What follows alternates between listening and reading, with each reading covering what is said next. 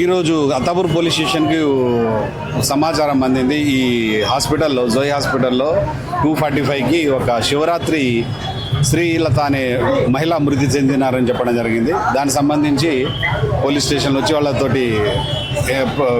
వాళ్ళ భర్త శ్రీలత భర్త తిరుపతి ఫిర్యాదు మేరకు కేసు నమోదు చేయడం జరిగింది.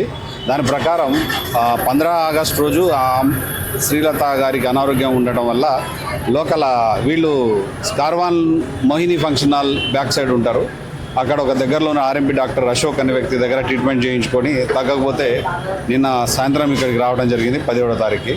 అయితే రాత్రి మరణం చెందడం వల్ల ఫిర్యాదు చేశారు. ఇప్పుడు డెడ్ బాడీ ఎఫ్ఐఆర్ చేసి పోస్ట్ మార్టం నిమిత్తం ఉస్మానియా హాస్పిటల్ పంపడం జరిగింది.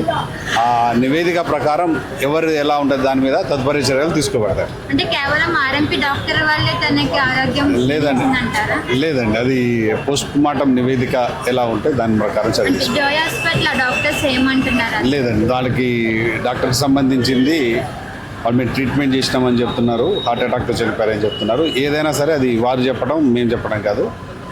పోస్ట్ మార్టంలో డాక్టర్స్ ఒపీనియన్, తర్వాత మెడికల్ బోర్డులో ఏం ఒపీనియన్ వస్తుందో దాని ప్రకారం చర్య తీసుకోండి.